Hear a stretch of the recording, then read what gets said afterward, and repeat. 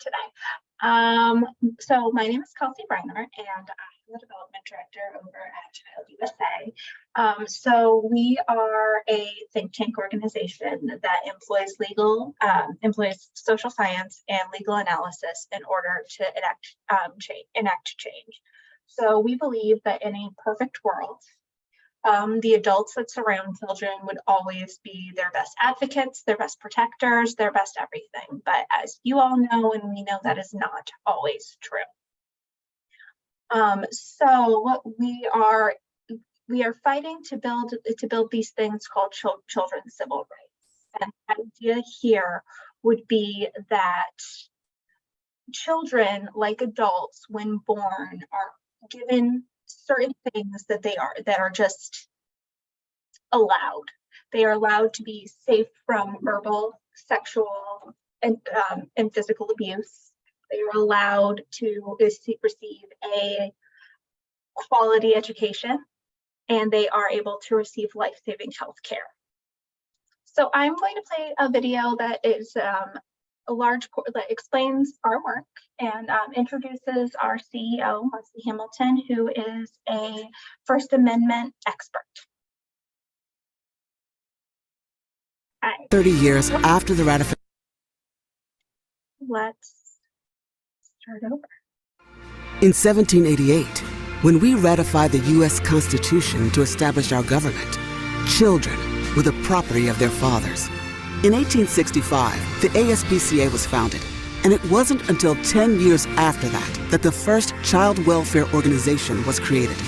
It took 130 years after the ratification of the Constitution for the Supreme Court to protect children from harm in the workplace.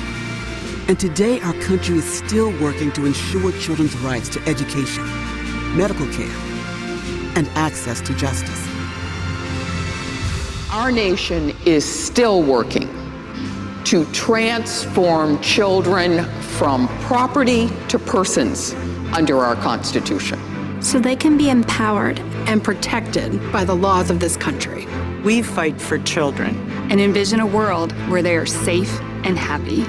Child USA is the leading national nonprofit think tank fighting for the civil rights of children, employing in-depth legal analysis and cutting-edge social science research to protect children, prevent future abuse and neglect, and bring justice for survivors.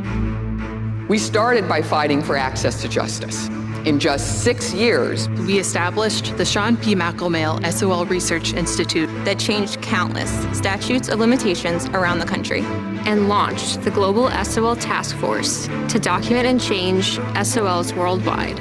We track child sex abuse SOLs every week so that survivors, lawmakers, attorneys, the media, and the public have the most accurate and up-to-date information they need.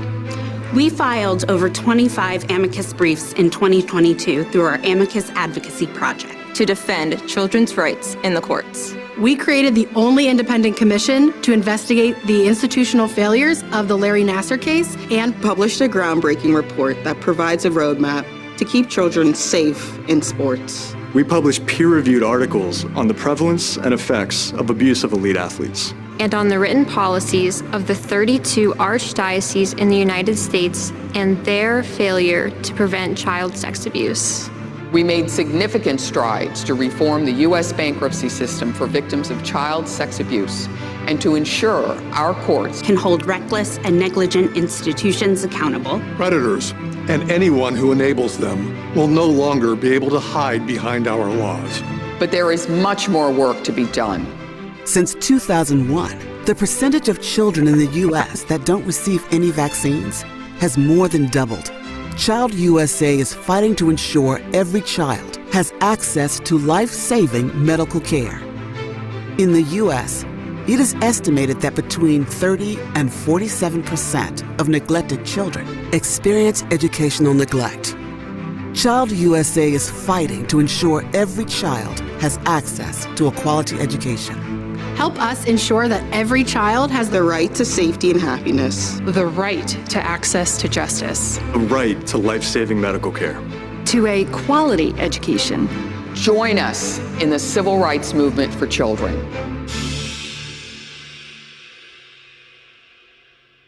always like showing that video, first off, because I think it's so well done, but second off, because it really does encompass our work so well. So where we intersect and where we cross is this idea of statute of limitations reform. As some of you may know, statute of limitation reform in our country is not common sense. It does not always, it doesn't fully make sense for the way that we are working these laws. For most of these laws, they go up to about the age of 18. And then maybe 2 or 3 years after the age of 18, someone is able to bring a case against their abuser. From our research into delayed disclosure, we are now recognizing that what ends up happening because of the effects of trauma on the brain is most children that were affected by childhood sexual assault do not recognize or understand fully what happened well into their 30s and sometimes into their 50s. And that with how short the statute of limitations windows is, it creates almost an impossible scenario that doesn't allow for anyone to bring justice against their abusers. We really believe that there should be open windows for child sexual assault in all of our states, that if at any time you can bring a case against your abuser. But right now we are working very heavily on opening windows in our states. So as of right now, we have opened a window in Maryland, which is an open window forward and backward, which will allow for people to bring justice, to have justice against their abusers, as well as moving on in Michigan, which is where the Larry Nassar case took place, and New York City, as well as New Jersey. We're currently working, I am in Philadelphia, Pennsylvania. We are currently working on Pennsylvania as well. And really this idea of creating systems in our court that allow for people to bring justice against their abusers. And we are now heavily working on research in the human trafficking field. We are finding that we have a ton of overlap here with what is currently happening in today's society, and the fact that I hate to say it, but human trafficking has become a buzzword currently, and we're trying to monopolize on that and really make these things effective. We are working with USVI and the US Virgin Islands in the Epstein case about how to make better laws in the US Virgin Islands around human trafficking and how to protect children, and as well as paying attention to how this all affects children's brains and how it also then affects their medical health, and it affects their educations. So I would love to open the floor to any questions that you guys might have for me, especially after following that video, and we can continue talking.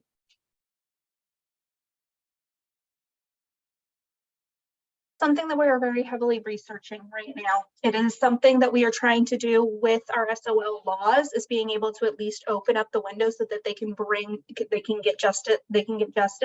But it is something in our arsenal that we are heavily researching. It's a very difficult topic to research, as you will know, because most people, first off, the shame around it, but most people, don't want to, unless they have gone through the ability to have that trauma-informed care, and that they don't want to have those conversations. So it is something that we are starting to research, and we are planning on putting out some peer-reviewed journals here in the near future, just discussing those qualities. We are also heavily trying to go into Black and Brown communities and focusing on those areas as well, because we know that those those communities in particular have the lowest rate of disclosure. Mm-hmm. So we are jumping into that, and we are focusing on it. It's going to take some time. We are not something that we have told everybody who works with us is we are a marathon, not a sprint. We spend a lot of time doing the research and focusing on the science beforehand so that we have the data and we have the information when we go in and speak to lawmakers or when we work with lobbyists, so that they can go back and have these very educated conversations to say, here's the science and here's where the laws aren't matching up. Because I know there are many state and government organizations that are purely counseling and therapy for the families. And I can get in touch with you. I know the one where I am, which is in Georgia, United States, Georgia. And they deal specifically with, well, all of the issues that you're talking about, but also the family counseling and trauma therapy of the families who got their parent back or whatever that is. Yeah. And, you know, talking about generational trauma is a huge aspect of our work as well. It's a huge thing that we are jumping in on the research side. We have been heavily putting out some surveys lately to go to just, you know, see with disclosure how those things happen when people come forward with their abuse and all of that, and surveying large populations, trying to see in different situations where they are more likely to come forward. We know that there is some form of delay depending on, you know, what happens, but what the case is, what has happened in that person's past, but, you know, really getting into why these delays happen and how we can, you know, move forward and work together in order to, you know, create laws that allow for the victim to not be A, re-victimized, and B, actually get justice. Thank you. Thank you for what you're doing. And I'll get in touch with you. I'm putting my email in there. Please, and I will absolutely give my email out today. We can have a conversation. Okay, great. Patty has her hand up. Hi, Patty. Hi. So I'm assuming that you work a lot with labor trafficking also, and I just wondered what you thought about those 10-year-olds working at McDonald's. I can't remember what state that was in, and I just thought that was horrific.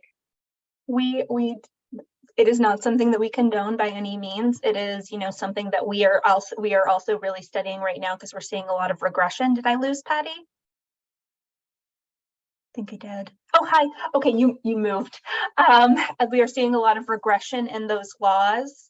And, you know, it's something that we are actively, you know, working. We are having the same conversations we're having in everywhere else. So our concept is really on children's civil rights.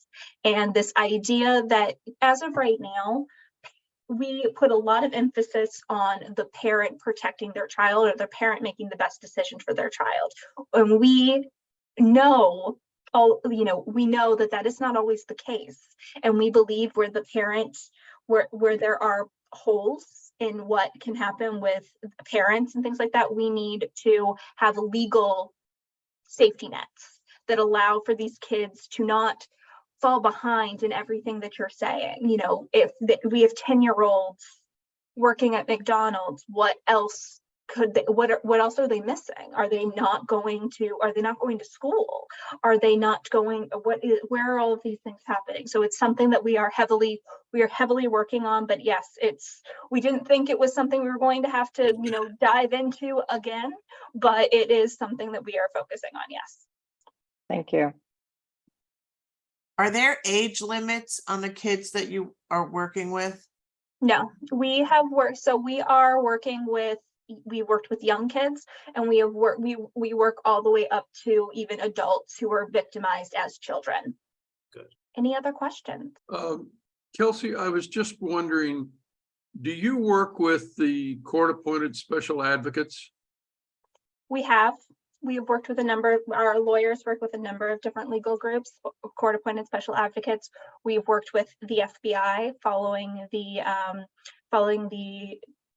oh my gosh, there's sadly so many that I get lost. Follow the Larry Nassar trials that where the FBI's processes were re-victimizing the women who were those gymnasts. So we worked with them to create new policies and procedures that would allow for multiple disciplines to come in when they're going through and having, being interviewed and having these conversations. So we work with a number of different groups. Any other questions? Any other questions? So I will drop my email in the chat, and I would love to have any conversations with you guys. Please feel free to email me. If I cannot answer your questions, I can find the person in our organization that can. We have a wonderful social science director, AJ Ortiz, and then our wonderful legal director, Jessica Shidlow, and both of them are extremely educated in this space and work with a number of different groups.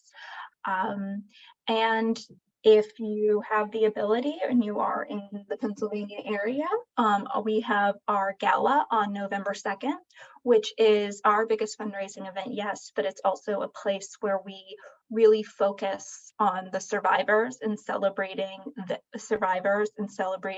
what they have done in order to make the world a better place. Where is this event, Kelsey? What was that? Where is this event? So we have it in Philadelphia, Pennsylvania at the National Constitution Center. Oh, please send me more information. I'm not too far from Philadelphia. I'm in Delaware. Okay. I will send you, yes, so that I can send you over information. That would be great. Thank you very much. Anyone else is close by that may be interested?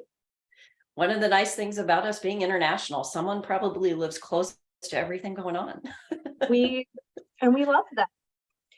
All right.